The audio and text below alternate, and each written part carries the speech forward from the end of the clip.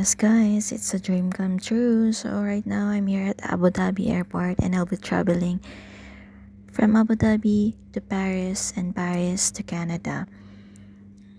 So medyo mahaba ang pila. I'm on boarding na going to Paris guys. So I'm so excited with my trip. And yung flight ko is Air France. So ito yung mga makikita mo dito sa Air France. Meron silang monitor. Ito yung first meal ko. So far, masarap yung hinanda nila sa amin. And this is my merienda, my second meal. And may monitor din sila dito where you can watch movies and map para makita nyo kung nasan na kayo ngayon. So,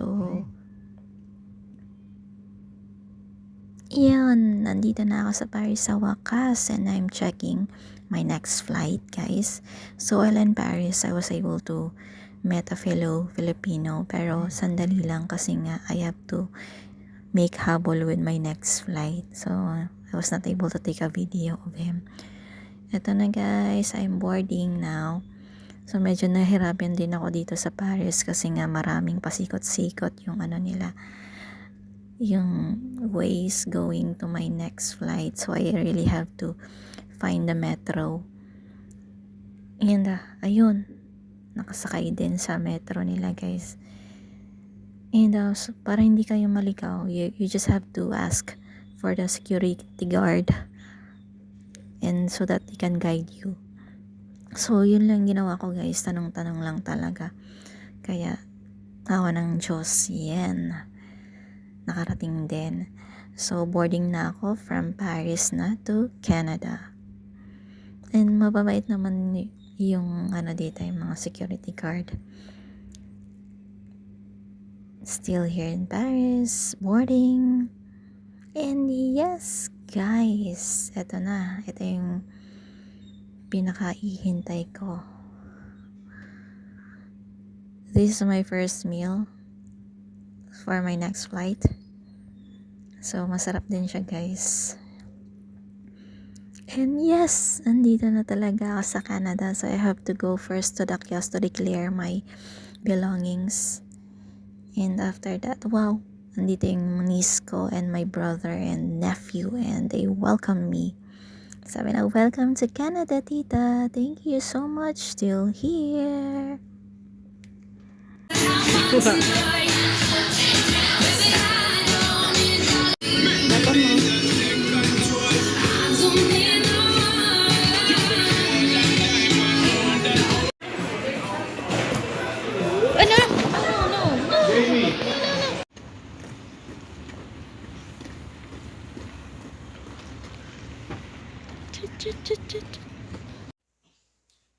Welcome, Ate JC's.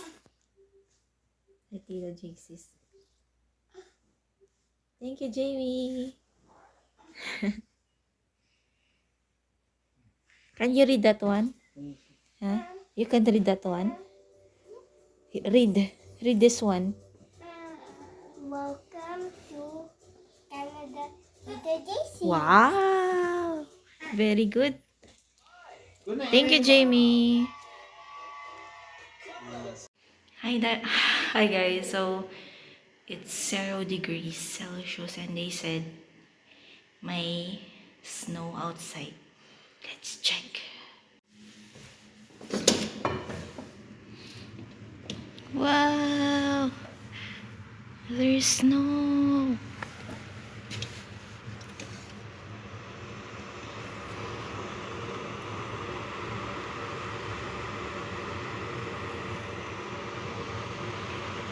Look at that.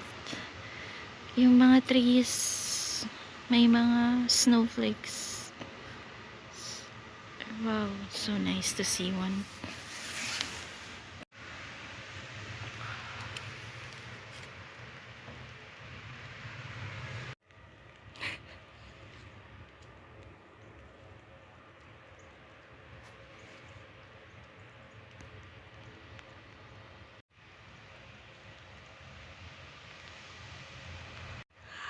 Snow.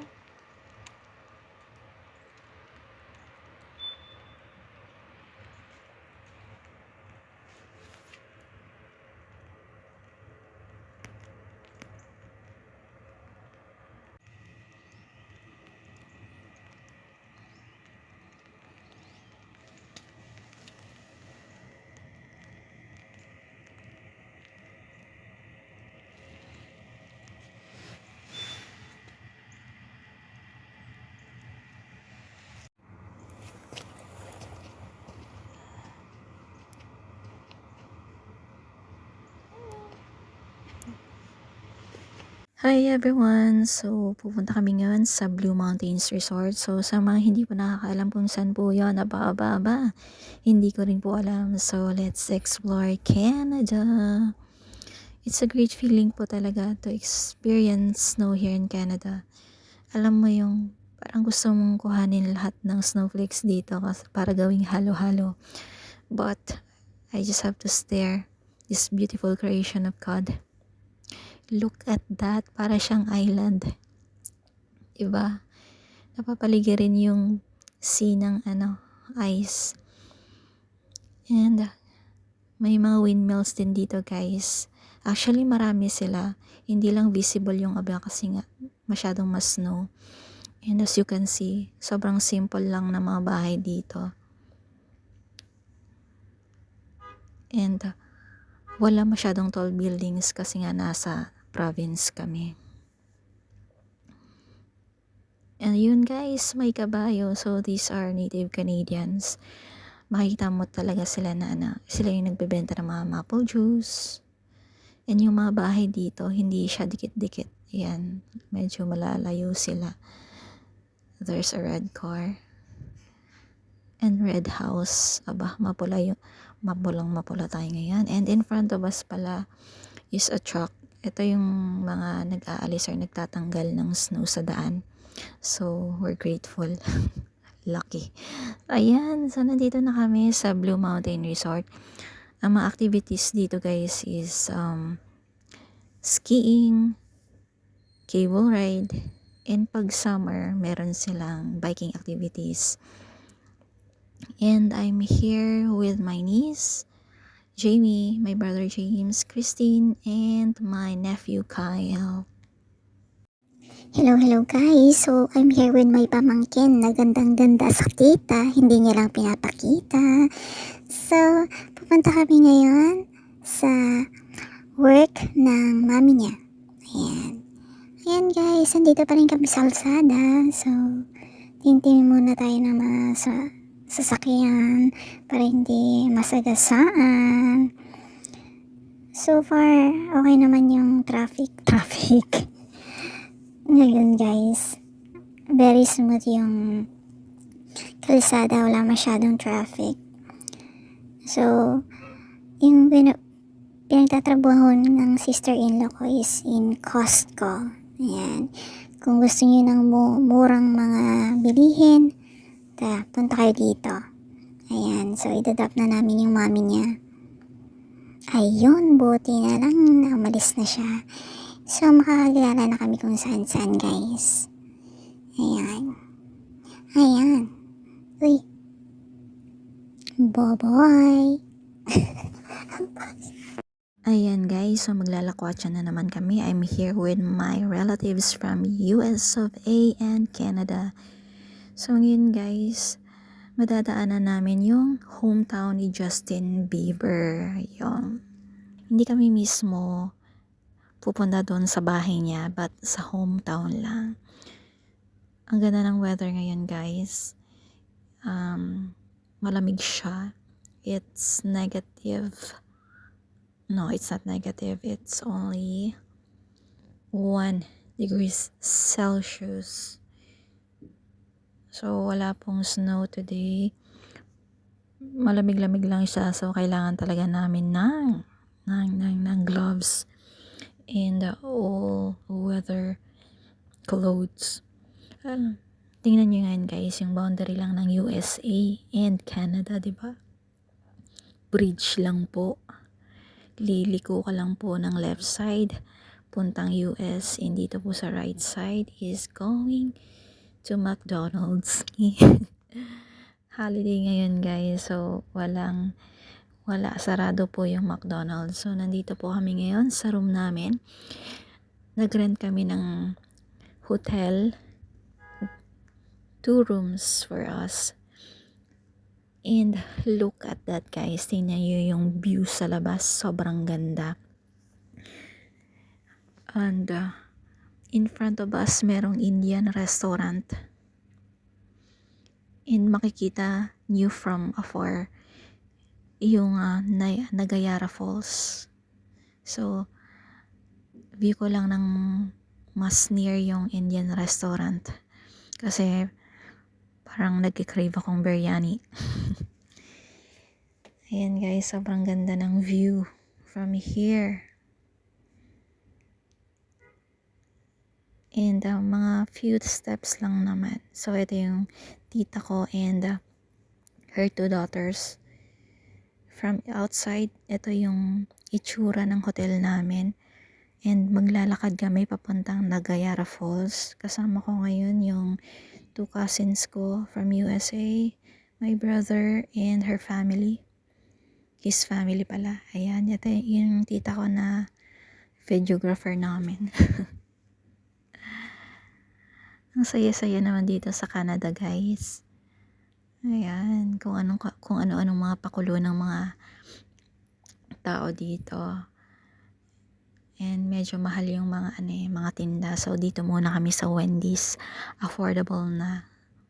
At garantisadong masarap. Not promoting, but I just love Wendy's.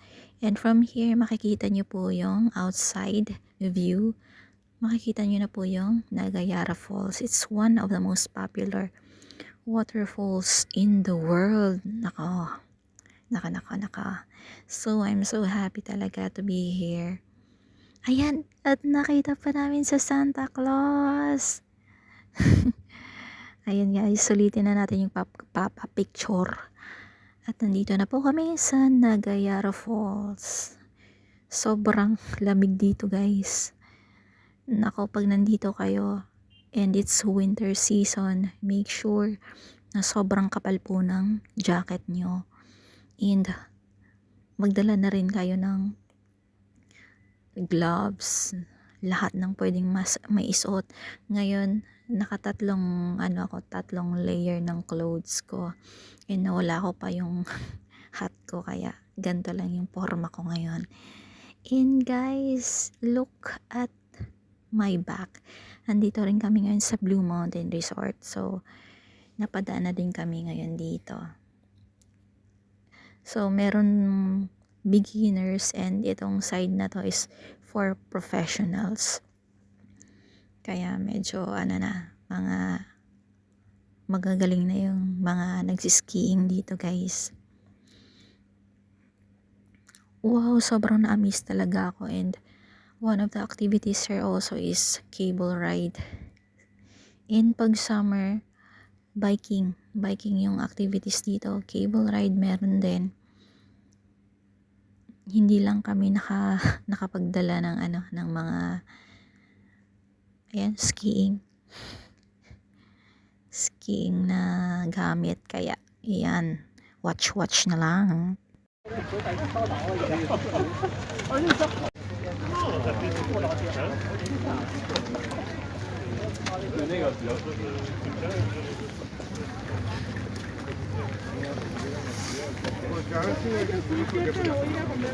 No, ovviamente.